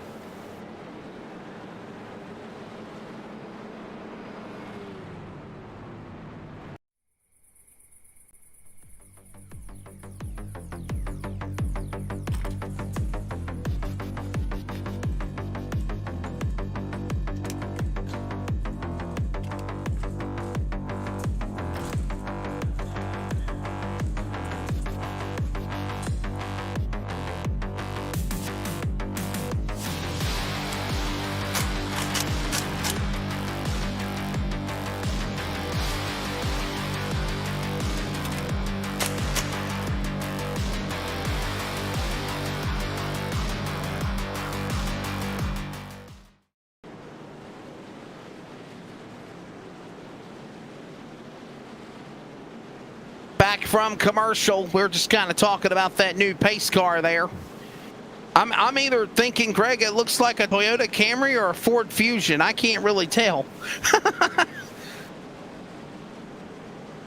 I got you. Ready for the restart here. Ready to bring them back with Sean Breitzman out in front in the 46 machine. The driver originally from Puyallup, Washington, now from Tucson, Arizona, Dan West Jr. Ready to go in the number 55. His son, Devin West, right there in third. And by the way, Dan West Jr., defending Truck Series champion. Greg, only fitting as we get ready to come back to the Geico restart zone with under 20 laps to go, 16 to be exact, that you have drivers like Sean Brightsman and Dan West Jr. coming back to speed at the green, the defending champions of the series of last year in Cup and Truck. West fall in line with Brightsman, and Devin hang back just a little bit to let him in there. Nice communication there by those three to work together. Corey Walters lined up in fourth. Only one truck on the outside right now. It's Fletcher falling back in, but here comes Chris Torres in the number 99. He had a pretty solid run going into the Cup Series for a bit on Monday night before a crash ended his night. Here he is up in the top 10 trying to seal the deal here, and look who's behind him. The Tucker Dog, Brock Denny, back in the mix once again. Wow, look at Brock Denny up there in the top 10. Frank Harris also, the 11 in the 10th position. 15 to go, Sam, at the line. It's going to get good. Yeah, it's going to get extremely good. Chris Torres, when you brought him up, Greg, one of those drivers right before the caution came out that was willing to go 3 wide and take any spot possible to start moving forward. When it gets later to about 10 laps to go, watch out for the 99. Not scared to go 3 wide. And you know, guys, as we watch, I'm more and more impressed with that truck. 5th in line on the bottom, 81, Paul Newton. Where did he come from? Started at the back, 40th position, last car on the outside row. All of a sudden, here in the closing stages, he finds himself in the top 10 in his debut in the series, in his orange and purple number 81 truck. Fantastic debut for him. Caution. Yellow flag is out for the 4th time here at Daytona. Actually, correction, 5th time. Yellow flag flies for the 5th time. We'll have to track her down and find out what's going on. Quickly, our production truck trying to find it. Here's your replay. And we're keeping an eye on Paulison, the Daytona Cup winner in the 58. Greg, we think it's him. Taking a peek. You look on board, Sinclair. Whoa, there he goes. Yep, up the racetrack. There's contact. There's contact. I think that was with Daryl Tidrick in the 45, if I saw that correctly. Yeah. And there's the calls of the caution right through the entrance of the tri-oval. He quickly got onto the pit lane. And Stephen Paulison,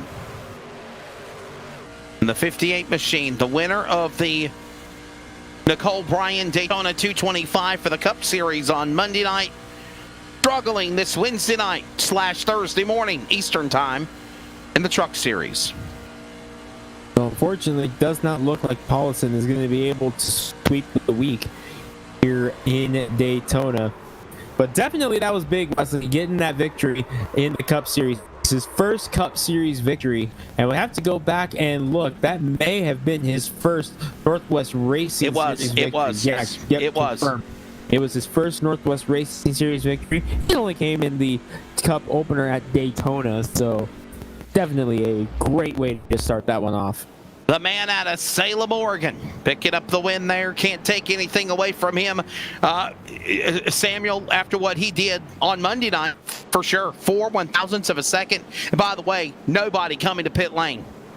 Yeah, only drivers that came in were those from like 28th on back. So the drivers that really, yes, they have a potential to make a charge forward, but it seems like around 20th place on back on almost every restart we've had, there's been some type of jumbling happen. If it's a car that had an EOL that couldn't go back to the pack fast enough, or someone blowing up an engine, it just seems to be one or different factor happening to split our huge pack into 2. And so I'm not feeling good for the drivers that just went into the pits, but it's super speedway racing. You still have a chance to win this thing, even with coming up to 10 laps to go. And this race is far from over. As you saw Sean Brightman drive down below the yellow line, that's allowed. Greg, let everybody know what he's doing when he does that. Trying to save fuel right now, Wesley. Just trying to keep it off the banking to save just a little bit of fuel. That tells me maybe they're not quite as comfortable on making it to the end that we thought these guys were. Just trying to save a little bit of fuel there on the corners by keeping it off banking, keeping that fuel on the right side of the truck. Just trying to save just a little bit more fuel under this caution. Saving fuel, saving fuel. Well, we hope you've enjoyed coverage this week of action. We're going to be off until Sunday. Sunday will be the race at Phoenix for the afternoon, 12 p.m. Eastern, the CRN Outlaw Esports Tour, round number 6. We're going to see if Garrett Maines can go for 5 in a row after he dominated over Aaron Smith at the streets of Long Beach last night. Then the finale of the Joe's Racing Products iRacing Northwest Tour. And Greg Rentz, as the lights are off on the pace car, we come back to green next time by the debut of the Gen 6 Super Late Model Body. Will be the final race of the year at New Smyrna Speedway in Florida. And they had their practice yesterday for building the setup and getting it dialed, and really it was their first chance to drive that new Gen 6 Super Late model, and the feedback has been outstanding. We're looking forward to seeing that. The problem we're facing right now, a lot of drivers need to get their paint schemes done in time for that, because they got to get those new wraps done, because new car means new paint. That's right. And then we return again next Monday night for round 2 of the Northwest iRacing Cup Series. Where are we going to be at, Greg? Round 2 coming up for this series from Atlanta. Atlanta, yes. Atlanta. Ready for the restart. 12, make it 11 laps to go in the Geico restart zone. Boy, ladies and gentlemen, Katie bar the door. It's about to get wild in Daytona virtually into turn 1. Brightsman on the inside. And here we go up the racetrack, up the high bank, Sam in 2.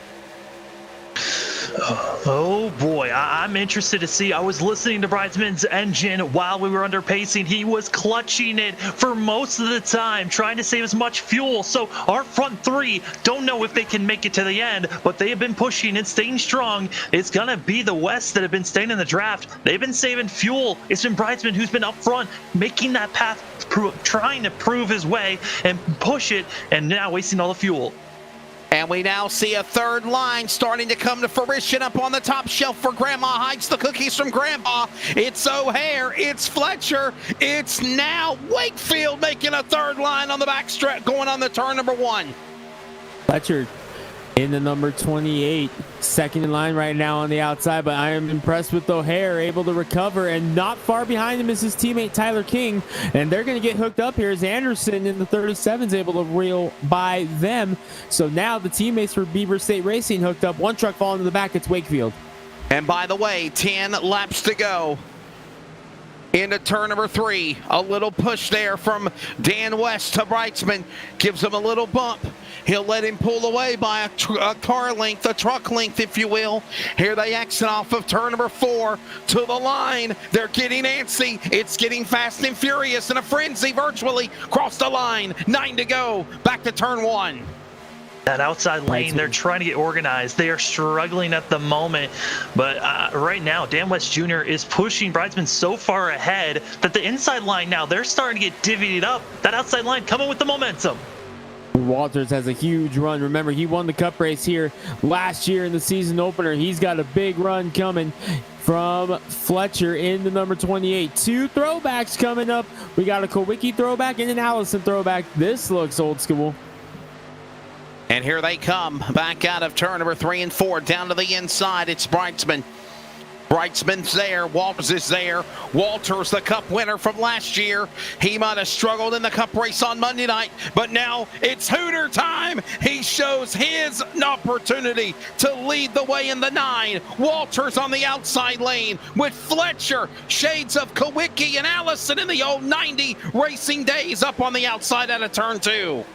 Keep your eyes on fourth in line on the outside, Brock Denny, especially with the fact that the inside lane's kind of separated out a little bit. He's going to get a good run here. Sam, when do you make your move? When do you jump out of line? Oh, we got one going below the yellow line. He's got to get back up in line there. That was Anderson. Contact with Tyler King caused that one. Yeah, that's the move you don't want to make. You cannot be passing under the yellow line. But for everyone up front, if you're in the first 3 rows, you can wait until about 2 to go. If you're any further back than that, you got to make your move with 3, possibly 5 laps to go. And if you're back in around 10th place or further back than that, now. You have to go now. 7 to go. Greg, is it suffice to say that anybody in this pack could possibly slither around and win this race if they could play their cards right? Oh, absolutely. Any driver in this pack of counting it down, we have got 25 plus trucks in this field right now in this pack, and every single one of them has a chance at the win. Jeff Stabnow has finally made it back out on the racetrack. He's 34 laps down, but he's going to get collected in this one. We've got a wreck on the turn number 3, and we've got a caution. Oh, trouble. Caution. Now back on the racetrack. Something happened to number 24, the man out of Millings, Montana. 83, Chris White, and Jeff Stabnow is what we're being told on our officials' radios. Let's watch this, and gentlemen, we possibly could go to overtime. Not certain here. I think it might be a natural overtime. Oh.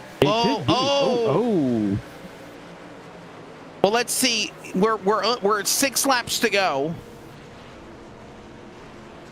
Natural overtime will be coming up. The first attempt of a green-white checker. And remember, there was 2 overtime attempts in the duels. We now go back to 3.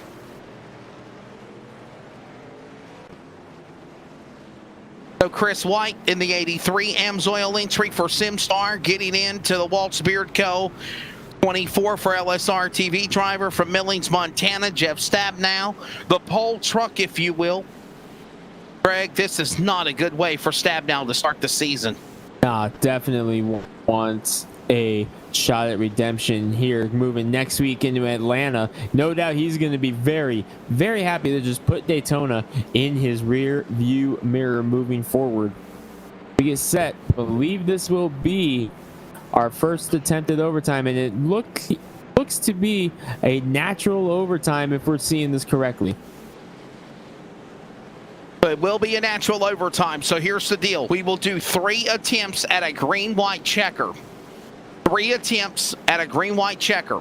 If we go back to green, have a caution before the white, we'll go back, re-rack them, restack them. We'll go again for a second time, third time if necessary. If the leader takes the white flag in any of the overtime attempts, caution comes out, race is official. It will be determined by the lineup on the track by time of caution. Now, if we have the white flag come out, we have a caution in the back like we saw on Monday night. You'll see these guys race back to the flag, and it'll be wreckers or checkers. And Greg, I think this literally has just intensified the opportunity to see kind of a repeat of what we saw Monday night. And now we're going to see the intensity ramp up even more when you throw the fact that it's shootout time on LSRTV. What do you think, Sam? I'm questioning. Will we see the West, or will we see Dan West Jr. or Devin West? Are they going to continue to work with with Bridesman, or are they going to be moving that 46 out of the way and try to pave their own path as they've been working with the 46 most of the second half of this race? Will it continue here in the shootout? Boy, oh boy. On to Atlanta next week.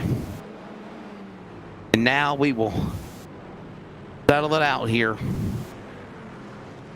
Lights are off on the pace car. Green, white checker coming up, attempt number 1.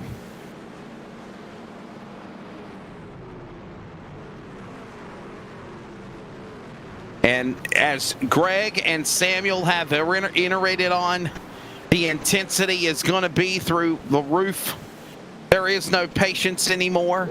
You literally have less than 5 miles, Greg, to put cards on the table and show what you've got to win here in the Nicole Bryan Photography Daytona 225 down the stretch. It is go time, Wesley. Going to be 3 laps to go when we take the green flag. 3 laps to go for this restart. Okay, so this is not an original green white checker attempt. This is still distance of the race. Yep. Correct. So we possibly still have 3 attempts at a green white checker because we have not officially gone to overtime yet. Yikes. More racing. Holy cow. Uh-oh. Right now, We were expecting that. right now, these guys are hoping that they make it back to the white flag for the CRN1 to go. That's what these guys are hoping for. Yeah, that's what they're hoping, but I really got a feeling we're going to get that, you better get that Banana Republic flag in your hand, Barney, and fast, because I got a feeling it's going to unfurl before this is done. They'll make their way to turn number 4. The race car driver will duck onto pit lane. There you see him making the sharp left away from the field. Brightsman West on the front row in the Geico restart zone. 3 laps to go, still in the original distance. If we have a caution, we will go into 3 attempts of overtime. Back underway. Brightsman gets the jump from everybody on the inside, but here comes West battling back in 1. Dan West Jr. and Devin West, 2 championship finalists last year. Dan West Jr. led the series with wins with 12 last year. Devin with 4 of his own. Look at Torres with a run on the outside with help from Brock Denny, the Tucker Dog special, trying to get up and make a run here at the end. Back straight away, Sam. When do you make your move? And you got to do it now. I mean, I don't think you can do it right now. You gotta wait, possibly for the 1 to go if you're up in the top 8, because if you make it too soon, you could be losing even more positions than where you're at right now. But it's gonna be crazy to see as we're coming to 2 to go. Coming to the line, 2 remaining, 2 to go. Caution coming out. We will have an attempt at overtime. Right now, we're in the original distance, back into turn 1. Inside, Dan West Jr. on the outside lane, Brightsman on the bottom. They're side by side. Here they come again at speed out of turn 2, Greg. That was the first 3 lap wide. all night. The defending champion, Dan West Jr. had led so far tonight with 2 to go. Walters with a bump to Brightsman. Devin giving a bump to his father. We've seen this time and time again in the turn number 3. Brightsman, West, new players at the front with Walters, Torres, Fletcher, Newton. Brock Denny and Dan Lowther are hooked up trying to get it off of turn number 4. Here we go, white flag in the air. Here they come to the line, the best of Northwest iRacing in Trucks and Cup. Season 8 opener, 1 to go, presented by CRN, the voice of LSRTV. Race is official, wreckers or checkers, they're in turn 1 for the final time. Brightsman with a run down through turn 1 to do with nothing for Corey Walters. Sam Walters may have West cleared. No, a run on the outside. Yeah, I mean, right now, it's got to be Walters. He's got to duck into the high side, but there's just no space. There they go, wrecking on the outside, and they continue to stay side by side for the lead. Back straight away, Cup truck spinning down below the yellow line. It's just like last Monday. This race will continue with Dan West Jr., Sun West behind him. Torres is there. Bottom of the racetrack is Brightsman. Walters up on the top of the blimp view. Brightsman goes below the yellow line. They're wrecking. They're spinning. Fletcher O'Hare. It's Dan West Jr., defending champion, will win the Daytona 225. Picking up Dan right West where he left Jr. off. He led 2 laps all night long. It's the 2 of the final 3. Dan West Jr. gets it done tonight. Unbelievable charge at the end. What a shot, what a finish. They were not backing down, and when it was all said and done, Dan West Jr. winning, the driver, the series champion of season 7, coming back and winning the opening race of the season for the iRacing Northwest Truck Series here in the Nicole Bryan Photography Daytona 225. Sam, he did exactly what he needed to do, and Corey Walters, got to give props to him. He could have turned him. They respected one another coming off that final turn. Yeah, I mean, Cody Walters gave Reisman a shove that just got the 46 squirrely. And I got to say, Dan West Jr. had the opportunity to come down, get in front of the 46, and just dominate the inside lane, trusted the outside that it would have the momentum, and that's what won him the race.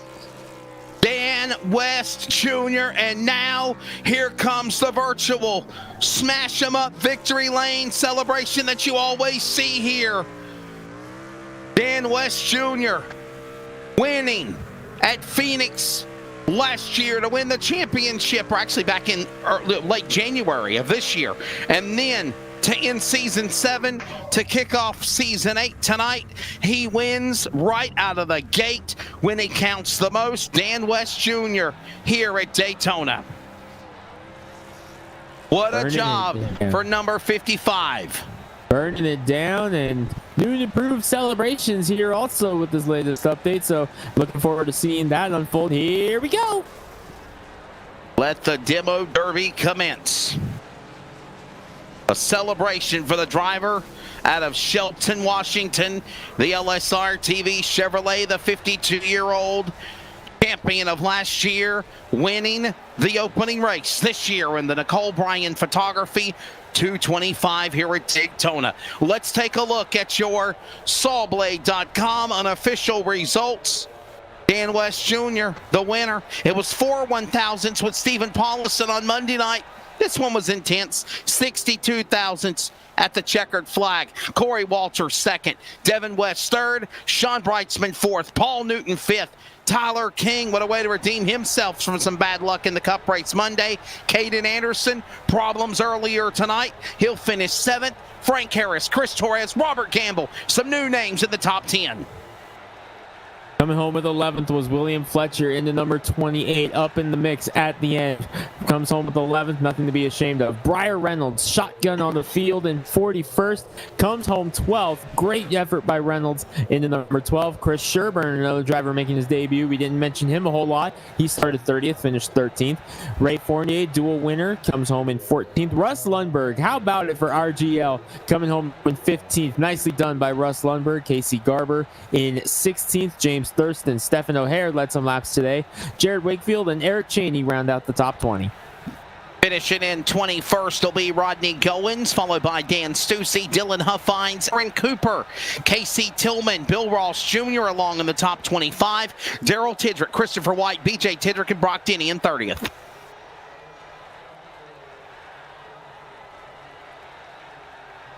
Dan Lowther going to come home in 31st position. Final truck on the lead lap. Old Raz, Kevin Smith, Bryce Clark, Stephen Paulison, winner on Monday, not going the way he wanted it to tonight. Comes home 35th, 3 laps down. Tom Green, Troy Daggett, Scott Hutchinson, Jeff Stabnow, and James Vining did not finish. And one more truck unable to finish the race as well, and that was Jeff Hagan in truck number 27. 43 drivers were signed in. Only 41 took the green here in this event at Daytona. Well, Greg, we're going to let you go, my friend. I know you got obligations for tomorrow morning, so it's off to BED. But real quickly, your thoughts of a nice truck race to open up season 8 for the iRacing Northwest Truck Series, a program that's very near and dear to your heart. Oh, man, an outstanding performance by these guys to start it off. 41 trucks taking the green flag, and we had some spectacular racing from start to finish. A very different race coming up next week, though. I'm going to look forward to Atlanta because we are going from plate track to mile-and-a-half intermediate track. Atlanta, a tire shredder, a cheese grater. I'm looking forward to next week because I'm wondering how many of these trucks are going to come back. We saw a couple of drivers have some very, very impressive debuts tonight. Looking at Paul Newton in the 81, Sherburne in the 15. Several drivers, I mean, Wakefield, another one. Several drivers making their debuts tonight, had very impressive runs. Looking forward to seeing what they can do at Atlanta, but no doubt all eyes are going to be on tonight's winner and defending series champion Dan West Jr. I'll see you guys around for the next one. Like you said, I got some stuff to do early in the morning, so I got to call it a night now. Good to be back with the truck series. Looking forward to next week. He's Greg Rance will step away, and we will have post-race interviews after the Nicole Bryan Photography Daytona 225 in the books. The defending series champion It is Dan West Jr. winning the opening race here for Season 8 at Daytona. We'll talk to them next.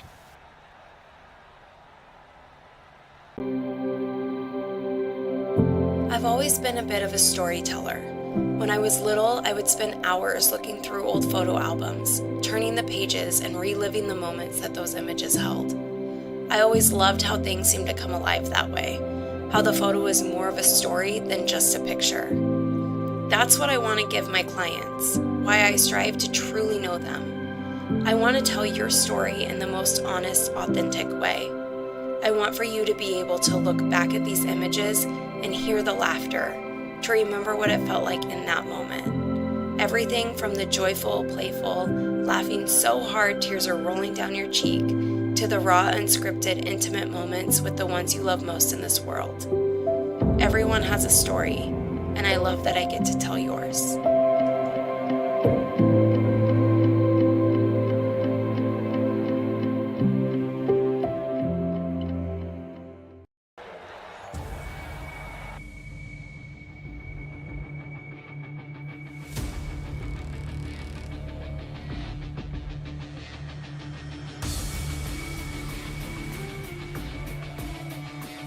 Welcome back, LSRTV. It's CRN Sports coverage of the Northwest iRacing Cup Series and the trucks. It's Season 8, the opener at Daytona. The Nicole Bryan Photography 225 is in the books. Now, let's flash back to 72 hours ago, and the man joining us out of Salem, Oregon, number 58, Stephen Paulison, first career win of the Northwest Cup Series, and it was a wild one at Daytona, one you'll never forget. Stephen, I'm glad your mic's working. Congratulations Monday night.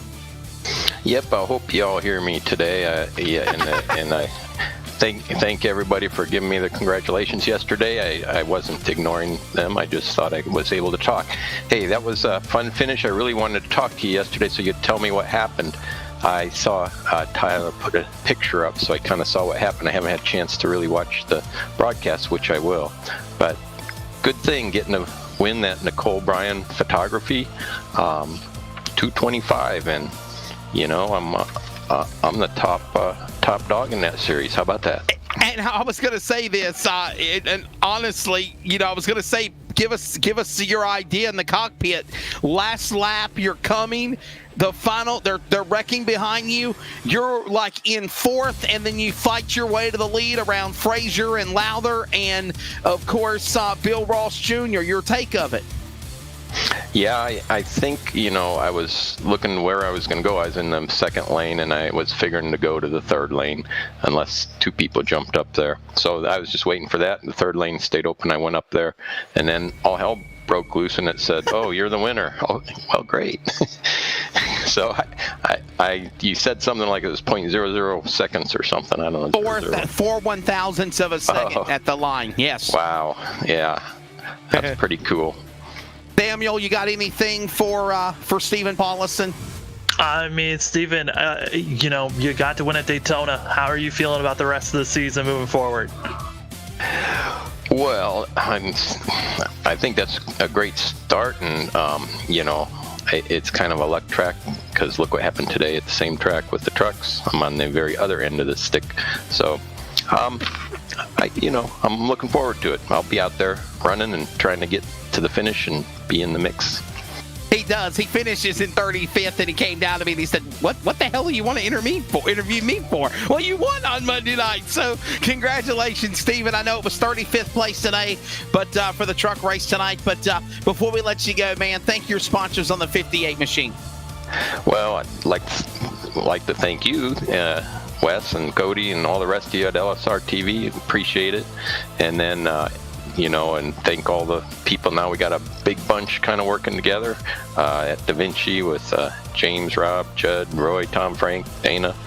And then we also work a bit with Ray and Kevin and Rodney at Thunder Road. So thank all them, and thank especially Jeff and Sean and all the rest of the admins who put this on for us.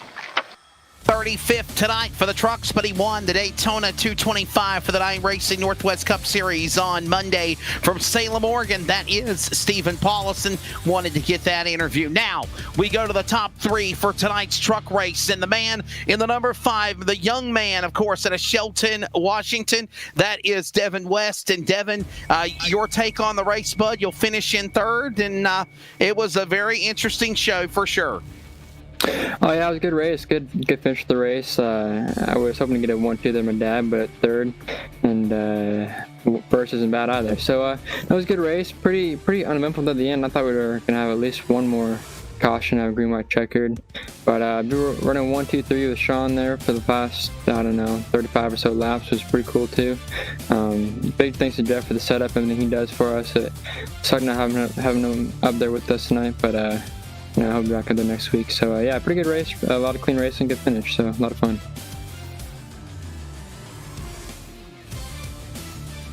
Sam Dyer. Yeah, I mean, Devin, a great run on your part. First half of the race, you were up front, pushing, and being one of the best cars to push someone. There at the end, when you were shoving your dad, what did you guys feel like it was the best scenario, having both of you lined up in a row on the outside? Yeah, obviously the goal is the priority is just to get back to the finish line, right? So I'm not pushing in any situations where I feel like it's going to put us in jeopardy. But yeah, I set myself up there after that caution to be able to push the entire last lap and push from the lead and be on the outside. I felt like in the run and the straightaway at the corner was the best place for us to be. So I felt pretty happy, felt pretty comfortable where we're at, and obviously it worked out pretty well. Well, Devin, I know this is a great way to start the season, 3rd on the points, and off to Atlanta, a track that you've done fairly well before. Your thoughts on that, and you thank your sponsors as well on the 5. Yeah, I'm excited for next week. Atlanta is obviously a pretty good track for me, a lot of fun. I enjoy those mile and a halves that aren't quite cookie cutter. They have some character to them. So should be a lot of fun, a lot of great racing there. Also for sponsors, I want to thank Washington Seed Supply, Bike to Web Solutions, Kenny's Custom Hardwood, and Advanced Automotive. All those guys helped me in real life, and here in iRacing. So, and also a big thank you to you guys at LSRTV and Jeff, Sean, Owen, the Pistol Series. For West Racing, the 20-year-old in his Chevrolet will finish 3rd to open up the season here tonight at Daytona. That is Devin West. Again, runner-up in the race, winner of the Cup race at Daytona last year. Had a little bad luck on Monday. But boy, he was in contention tonight of that number 9 Hooters entry.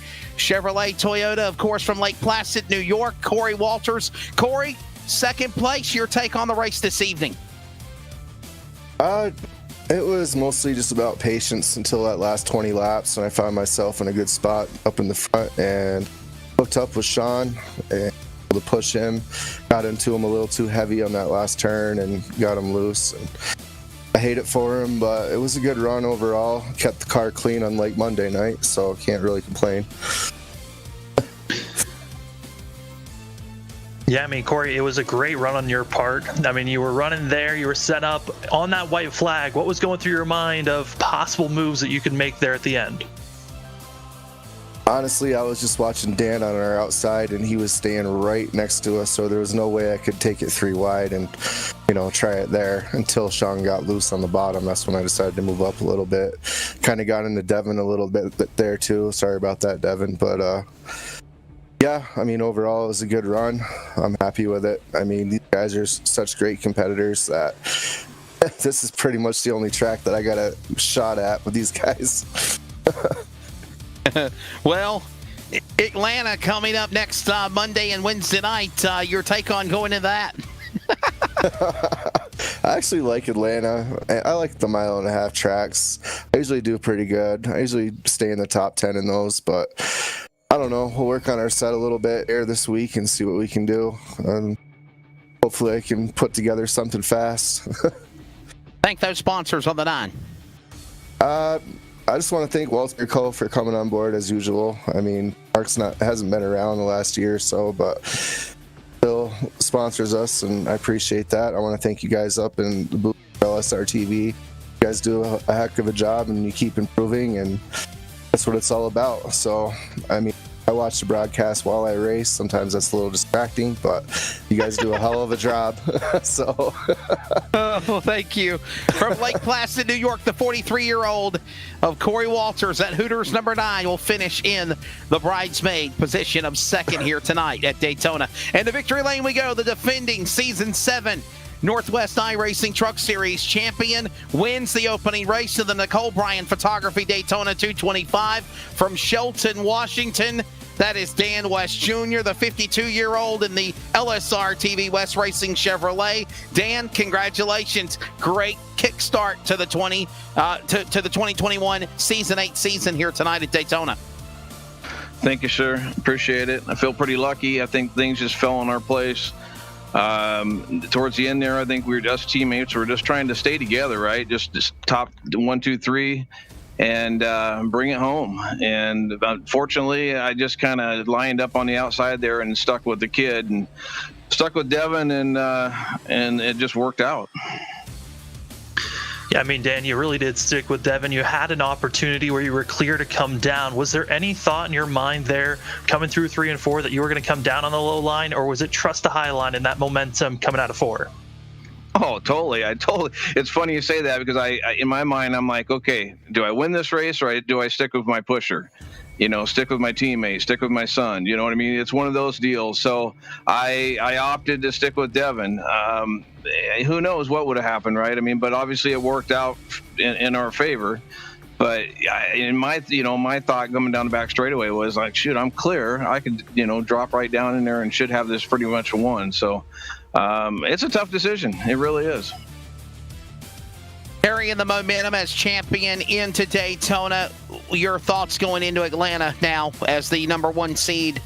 And by the way, you're in the playoffs as well, coming up later on in the year. But, we'll focus on that down the road. Obviously, it'll be here before we know it. But, going to Atlanta, your thoughts in the 55? Well, just getting out of here, winning is just a huge bonus. I was just hoping to get out of here with a top 10, especially after the Cup race. That was pretty ugly for us. So going to Atlanta with a win, being already in the playoffs, I'm stoked. I mean, now I can just go in there and just try to take that momentum and win another one. Thank your sponsors, as always. Effective Web Solutions, LSRTV. You guys are the best in the business, man. I've watched them all, and there's nobody better. Northwest Racing Series, admins are incredible. They do a ton of work behind the scenes, as you guys know. Thank you guys. The man out of Shelton, Washington, the defending Season 7 champion, opens up Daytona and wins here in the Nicole Bryan Photography 225. That is Dan West Jr. Well, Greg Rentz gave his thoughts of the race. Samuel Dyer, always fun working with you on the 3-man crew now. What's your take of this first truck race at Daytona? It was a dazzler. You really didn't know who was going to get it won. You thought Bridesman had it locked up there for a second, but the late caution certainly changed things up, and it makes me more excited on how the rest of the season's going to go down. Been a very good show for sure, and now it's on to Hot Atlanta, the 1.5 miles of Atlanta Motor Speedway. That's going to be the cookie cutter track that we'll be at next Monday night for the iRacing Northwest Cup Series. Airtime 11:25 Eastern Time, and then the trucks will be right back there at Atlanta on Wednesday night as well. Same time, same place, LSR TV and on CRN Sports. That will wrap up coverage on LSR TV until Sunday afternoon, beginning at 12 p.m. Eastern Time. It is round number 6 of the CRN Outlaw Esports Tour. We will be in action at the Phoenix Raceway in Avondale, Arizona, virtually. And then, of course, the finale for the iRacing Northwest Tour presented by Joe's Racing Products. That will be on Sunday night from New Smyrna Speedway with the brand new Gen 6 Super Late Model iRacing car. And then, of course, on CRN, thank you for listening. Our next broadcast coverage will be tomorrow, beginning at 6 p.m. Eastern Time, with coverage of football as the Clayton Comets will take on the South Johnston Trojans. We will have that call on CRN beginning at 6 p.m. Eastern from Benson, North Carolina. Again, thank you to Greg Rentz. For Samuel Dyer, I'm Wesley Outland. As always, to everybody at LSRTV, Rocket Media, Jeff Stabnow, Charles Wooten in the production chair, and of course for listening on CRN. Thank you for watching, listening, and congratulations to Dan West Jr., winner of the Nicole Bryan Photography 225 here at Daytona. Be good to one another. Enjoy the rest of your week. Have a good one, and thank you.